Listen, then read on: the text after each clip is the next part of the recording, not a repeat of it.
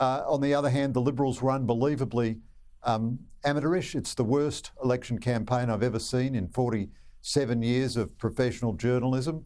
The Liberals are incompetent and they're also very cowardly. They won't fight for any policy. So those were factors that came in late. It also may be that once the electorate realised the Liberals couldn't win, scaring them about a minority government just made them vote Labor to avoid a minority government. In any event now, we have a terrible structural situation in which a government is confirmed in the view that the only purpose of government is giving handouts to individuals, welfare payments, transfer payments. We can neglect national security, and the balance of power in the Senate is held by the Greens. So we're all kind of happy that there's a good result, and I don't want to deny Anthony Albanese. He's well-earned victory. He's a very clever, effective politician, but I think it's a shocking outcome for national security. I mean, but put it this way, Kieran, the world as we know it for the last 80 years is coming to an end. The end of the American security guarantee, the end of the global trading system, China rampant with the biggest military build-up in peacetime history, and our chief discussion was around work from home. Well, yep, indeed. That was the massive issue and a turning point. The Prime Minister has started back at work, and yesterday, Greg, you would have heard Mark Carney has invited him to attend the G7 next month in Canada. And then we would imagine either on the sidelines of the G7 or before or after that gathering, he will have a bilateral meeting with Donald Trump. That's what it looks like at this point. How important is that in the context of everything else you've said to try and put that important relationship back on an even keel?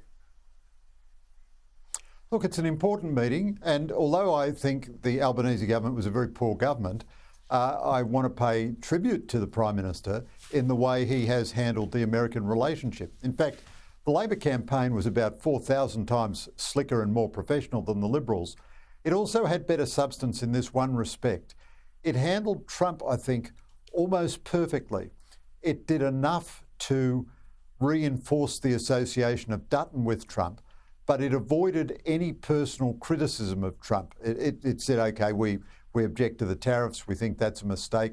But Albanese has actually been very well advised and very disciplined in the way he's spoken about Trump. As a number of people on Sky have pointed out, Trump loves a winner. So as soon as Albanese had a big victory, Trump declared he was his best friend. That's very good. Now, there's not much we can get out of Trump in a positive sense, but we want to concentrate on our core national interests, which are to preserve the alliance structure, to preserve American involvement in the Indo-Pacific, and to be favourably regarded in the Trump White House as far as possible, insofar as that doesn't contradict our values and interests. Now, I'd say Albanese is good at that. He's done well at that, and this will be an important meeting. I don't think he's going to get a fabulous breakthrough out of it, but it keeps the alliance intact, and everything with Trump is personal, so the better personal relationship you can have. Albanese should take up golf and, you know, lose heavily to Trump on the golf links, but I think he's managed Trump very well so far. Maybe take the Deputy Prime Minister with him, who is a golf tragic. But from one election to another, the conclave, probably the hardest election to pick anywhere in the world.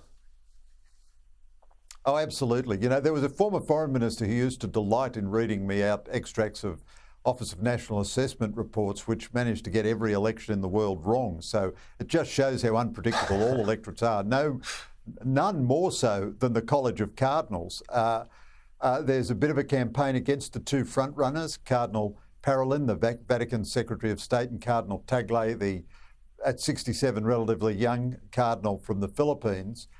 This is an intensely unpredictable conclave. All these new cardinals that Francis appointed from the far ends of the earth, you know, Mongolia and Tonga and East Timor and everywhere, they don't know each other. They have no profile as opposed between liberal and conservative, or even where they stand on theological or social issues. It could go very quickly, or it could last for weeks. It's great spectacle, and I think the world will be focused on it. Whoever it wins will say that they're carrying forward Francis's inheritance, but it'll take some time before we see the style and substance of of the direction of the new papacy. And this is enormously important because there are 1.4 billion Catholics in the world, and the Pope also has a moral authority beyond just Catholics. So the Church needs another version of John Paul II, young, vigorous, full of energy, doctrinally orthodox, but open, pastorally very open to everyone on the margins, and you might even, if you're given to prayer, you might even say a prayer for them to choose the right person.